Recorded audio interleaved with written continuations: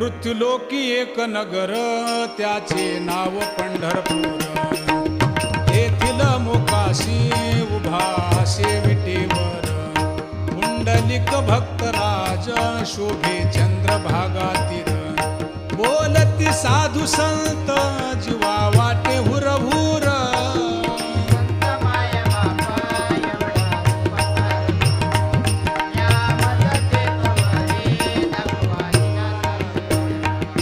मज नाही हात पाय डोळा पडली झांपड.